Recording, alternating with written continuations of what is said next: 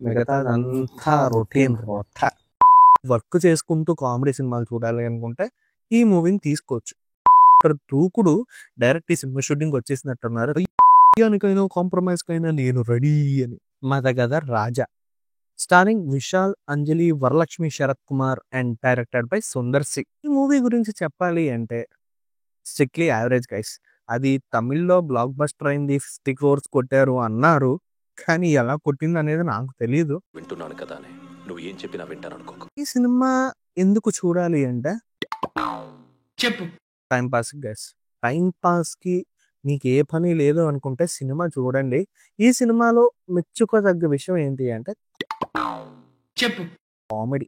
ఈ సినిమా చూసాక ఇంతవరకు చూడనిది కానీ ఎప్పుడో చూసామే. సంక్రాంతికి వస్తున్న మూవీలో సెకండ్ హాఫ్ లో డెడ్ బాడీతో ట్రావెల్ అయితే జరుగుతుంది. అదే విధంగా కామెడీ కూడా పండిస్తారు. మూవీలో కూడా సెకండ్ హాఫ్ లో first 40 to 45 minutes around maybe ఆ పోర్షన్ అయితే నాకు చాలా చాలా నచ్చింది. స్టోరీ వచ్చేసి ఏం లేదు, సింపుల్. ఒక పోలీస్ కొడుకు మన హీరో అయితే పోలీస్ జాబుల కోసం ట్రై చేస్తూ పోలీస్ జాబ్ రాక కేబుల్ వ్యాపారం అయితే పెట్టుకుంటాడు. అయితే అనుకోకుండా ఒక రోజు వాళ్ళ స్కూల్ ఫ్రెండ్స్ అందరిని అయితే కలుస్తాడు. ఆ స్కూల్ ఫ్రెండ్స్ని కలిసిన తర్వాత ఏం జరిగింది, అసలు ఎందుకు కలిశాడు, వాళ్ళని కలవడం వల్ల వచ్చిన ప్రాబ్లమ్స్ ఏంటి, అసలు ఆ ప్రాబ్లమ్ని ఎలా సాల్వ్ చేశాడు అనేది మిగతా రొటీన్ స్టోరీ. ఇక పాజిటివ్ విషయానికి వస్తే ఈ మూవీలో కామెడీ ఒక్కటే పాజిటివ్ గైస్.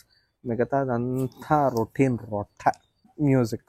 మ్యూజిక్ గురించి మాట్లాడాలంటే ఆ డబ్బింగ్ సాంగ్స్ వింటున్నప్పుడు గైస్ నాకు.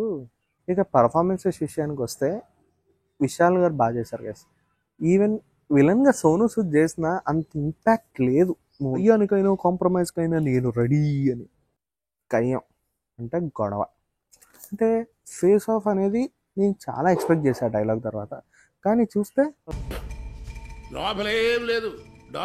సంతానం గారు కామెడీ అలా వెళ్తున్నప్పుడు లవ్ ట్రాక్ తీసుకొస్తారు. Worst placement. ఏం సైకోగాల్లా తయారయ్యారా చిచి. వరస్ట్ ప్లేస్మెంట్ అంటే ఈ లవ్ ట్రాకింగ్. ఓవరాల్ గా ఈ మూవీ చూశాక నా ఒపీనియన్ ప్రకారం నేను ఇచ్చే రేటింగ్ అయితే 2.5 out of 5. Strictly average movie guys. Time ఉంది, వర్క్ లేదు, పోనీ వర్క్ చేసుకుంటూ కామెడీ సినిమాలు చూడాలి అనుకుంటే ఈ మూవీని తీసుకోవచ్చు. మరిన్ని మూవీ రివ్యూస్ అండ్ అప్డేట్స్ మళ్ళీ మీ ముందుకు వస్తా.